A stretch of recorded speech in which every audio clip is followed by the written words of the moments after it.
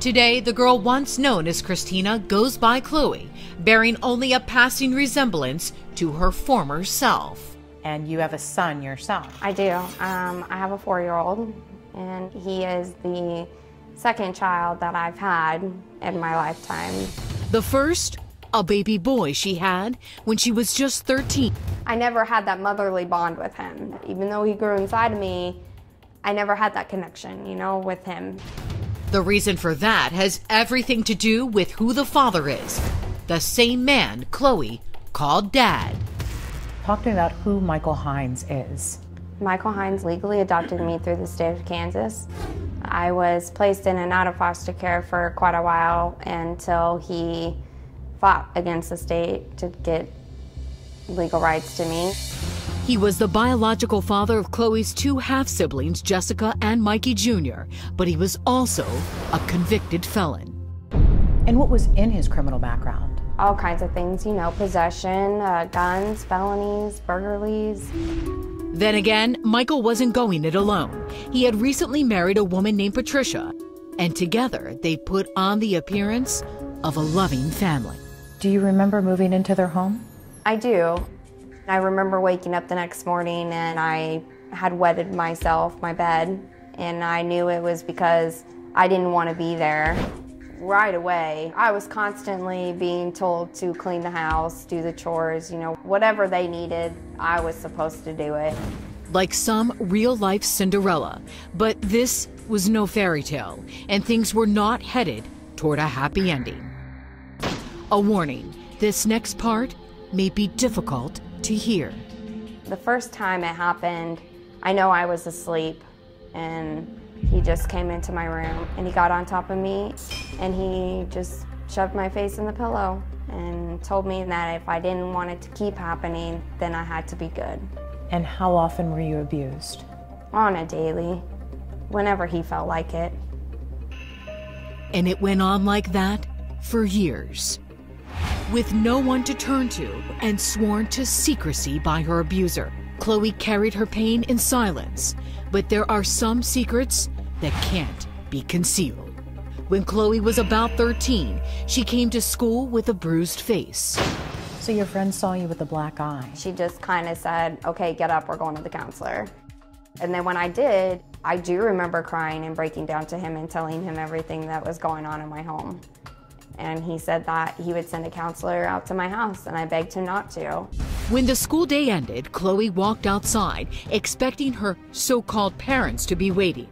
But they weren't there. When I was walking home from school, I thought to myself, either 1, I'm in big trouble because I opened my mouth to the counselor, or 2, he's actually in jail, finally, for what he did to me. It was a fantasy almost too exciting to indulge, and sadly, one too good to be true. Though a social worker was sent to the house, according to Chloe, Michael and Patricia were able to convince the worker that she was just a troubled teen spreading lies.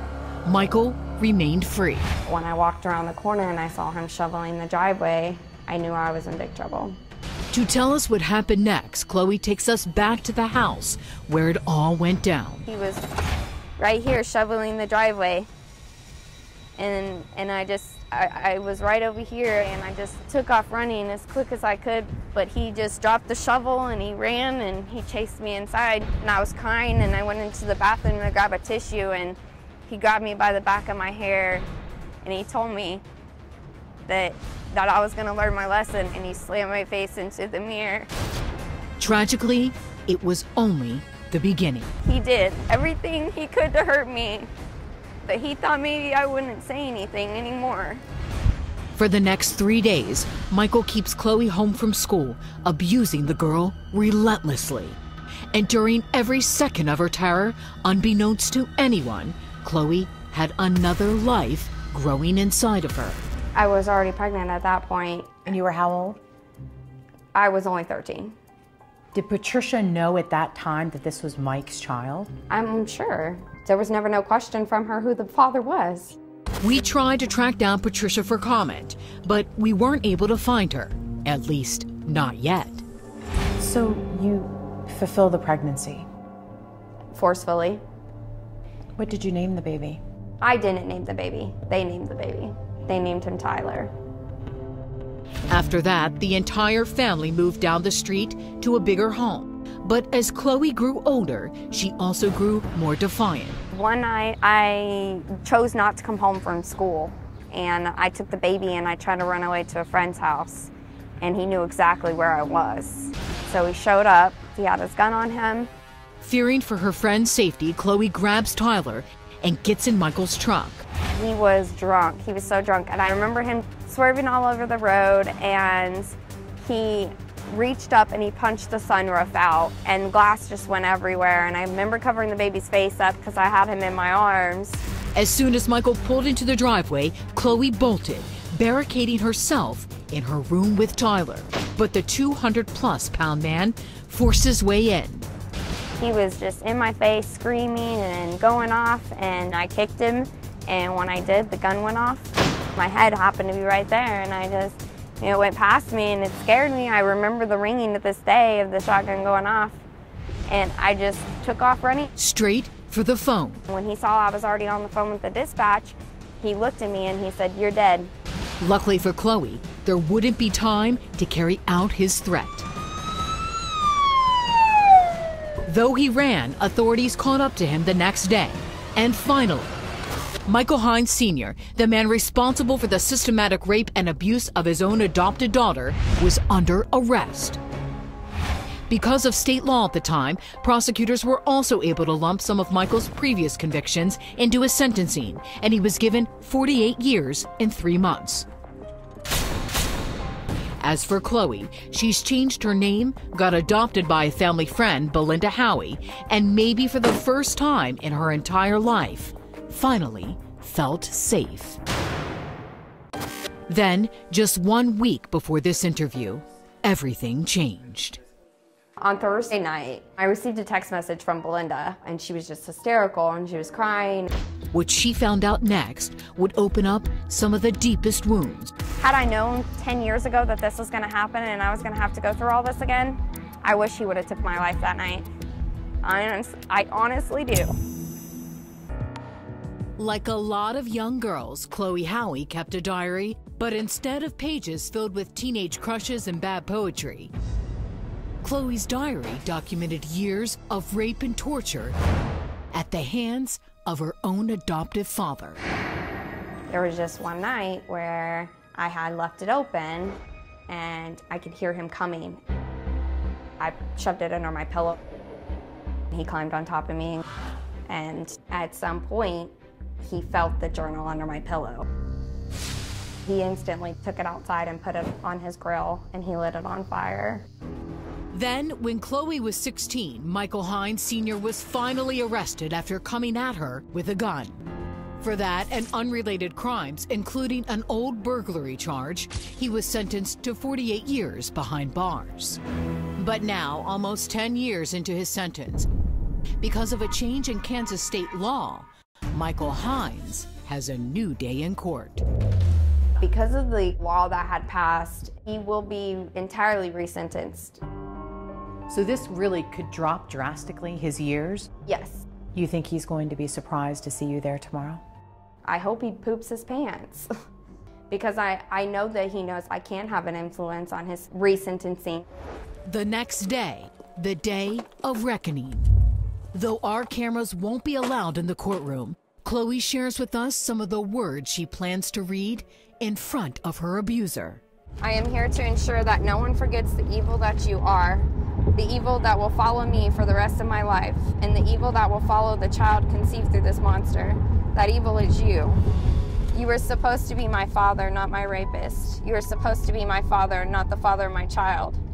You are here today because you think you have beat the state of Kansas like you used to beat me when I was a child. And I'm here today to tell you that you are dead wrong. You have not won, you never will, and hell has a very special place for you. I don't want people to get the wrong signal when I'm reading this later, because I am very emotional, but I'm hiding it because I just want him to hear me. And then it's time to head in. Good luck. Inside, the same judge from the first trial listened to Chloe's words, then looked right at Michael, and breaking with his usual protocol, began to lecture the man. The judge told Michael Hines his crimes are inexcusable, and he violated Chloe's trust as a parent. He gave Michael Hines the opportunity to address the court, to address Chloe, but instead Michael Hines chose to say nothing. Bound by the law, the judge was forced to overturn Michael's previous burglary conviction, cutting his total sentence in half. With time served, that leaves him with just 14 more years behind bars. Is Mr. Hines remorseful? He has expressed some remorse to me. He has expressed remorse? Yes, he's doesn't even know why he did what he did. However, you know, I didn't think it was in his best interest, and he didn't think it was in his best interest to speak today, so he didn't. Tell me your reaction to the verdict. The judge did make what he could a fair ruling. While Chloe goes to gather her thoughts, I catch up with one of her staunchest supporters, Belinda Howey, the woman who adopted her after Michael's arrest and is now raising her son. You were crying in the courtroom. I could hear your sobs. You were sitting right behind me. For me, it takes me back to when they were little and all the pain and all the hurt that they felt. Standing by Belinda's side was another one of her adopted daughters, a young girl named Nevaeh. But like Chloe, she used to have a different name. You are Michael Hines' biological daughter. Yes. Were you one of his victims? Yes. For how long? It started, I think we were 11, 12. We were young. Was he ever charged with any of the crimes he did to you? No. Why is that? Because I couldn't stand up and testify. Has the statute of limitations run out? No, I don't think so. We promised Nevaeh will look into her claims, but first, Chloe and I still had unfinished business. There was one person we couldn't help notice wasn't at today's hearing, someone Chloe and I had talked about the day before. Chloe's adoptive mother, Pat. You think Patricia will be there? I wouldn't know. I mean, she did run off and get remarried instantly and say she didn't have anything to do with it. I highly doubt she'd show her face. She honestly... Well, it would give us an opportunity to speak with her as well and to be able to get her side. She wouldn't speak. I'm sure she wouldn't. But we had to try. So after initially failing to find her, we tracked down an address that we think is a place where Patricia may live. Can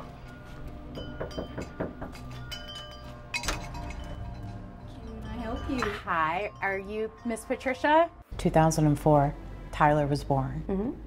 Where is Tyler now? Tyler resides with Belinda, my adopted mother. I knew that Belinda could have gave him tons of things I couldn't have given him. And the main thing is love, a motherly love. And I know it's not his fault. today Michael Hines is in prison for at least the next 10 years.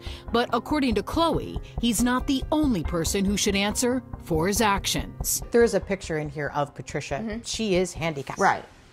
And I feel like that's maybe why the state, didn't come down on her when they should have. And so as far as Patricia's concerned, never stepped in to do anything, only made matters worse. Mm-hmm. Yeah, I believe she really absolutely knew about this the entire time. But with such powerful allegations, we had to give Patricia a chance to respond. So after some deep research, we tracked her down to her address. I'm Michelle from Crime Watch Daily. I'm not sure if you know today, Michael Hines was resentenced. No, I didn't. We were there for the sentencing. We were with Chloe in the courtroom. She read a very... Well, I sure wish I was there because I can tell you that Chloe Christina Green is a liar. She's a liar? Yes, ma'am. Why? Why do you say that? Because she has a mental disorder. I was shocked. Pat seemed to be blaming the victim. So even though Chloe says that you did have an idea, you say today... Absolutely not. I have no idea. And if she were standing right here, I would tell her face to face. We decided to put that claim to the test. And surprisingly, after telling Chloe what Pat said, she agreed to meet with her. A few weeks later, we set up at an undisclosed location. And finally, after nearly 10 years apart, the two come face to face. How are you feeling right now? Do you have anything you want to say?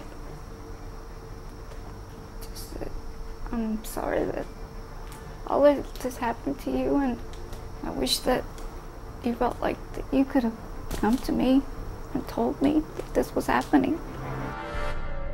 And with that, things immediately turned contentious. I did come to you. No, you didn't, Christina. You did not tell me. I did not know. Chloe. And Chloe, do you feel differently? I know differently. I was the child. I'm the one who spoke. And when I did, you were the one who stated you did not believe me.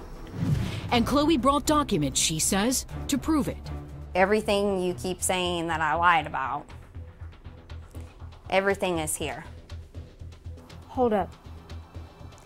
You're saying what you have there is statements that I made in court? Mm-hmm.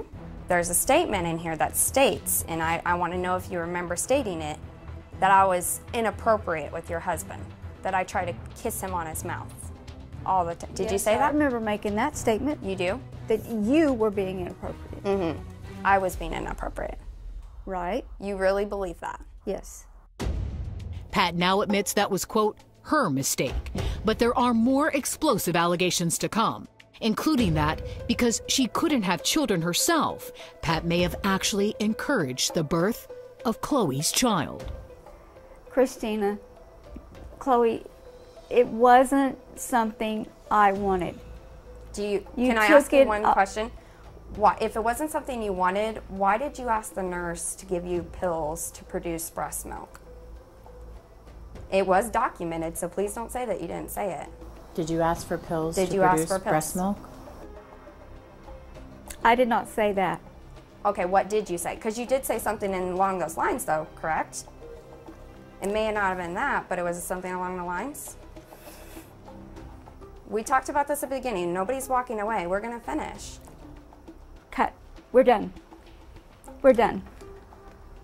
We're done. We are done. Pat threatens to leave, but Chloe still has more to say. I honestly, listen to me though. Hear me out before you walk out of the room. Because this is serious, okay? And I would have never wasted my time to come down here today to face you and to say what I wanted to say if this wasn't important to me. I want to finish this. After a heated back and forth, the two sit back down to speak, and I want to give Pat a chance to answer another one of Chloe's claims. Pat, you ever hit her with your cane or with your walker? No. You had me cornered, and you were physically hitting me. Chloe, can we stop this back and forth? This is not achieving what I want to achieve right now. Tell me what it is you want to achieve. You're sitting there telling lies on me. Shortly after that, the two decide to go their separate ways. I wasn't able to ask Pat what she thought about the confrontation, though she continues to deny any prior knowledge of Chloe's abuse and still says she never abused the girl herself. She has never been charged with any wrongdoing. Either way, Chloe says she felt heard. What's next for you? There's a lot that needs to be done. There's a lot of people that need to be held accountable. Crime Watch Daily now has new information on the status of Michael Hines. We've learned he's been moved from state prison to a local jail. And surprisingly, Hines now seems to have at least something to say from behind bars. In an email to Crime Watch Daily, Hines tells our producer in part, "All I want now is to do the rest of my time, as I was incorrectly sentenced to begin with, and would appreciate it if everyone would leave me alone. I am paying for my crime." As for Chloe, the kind of wounds she carries never really heal, but she hopes that by speaking up now, she can help save others. If you are at home watching this and you are going through this and you're scared, turn to somebody. And if you don't have anybody to turn to me, because I will listen. If you have to find me on Facebook, 10 years ago, I was just this kid that would cry my problems away. But now you're a woman who fights. Yeah.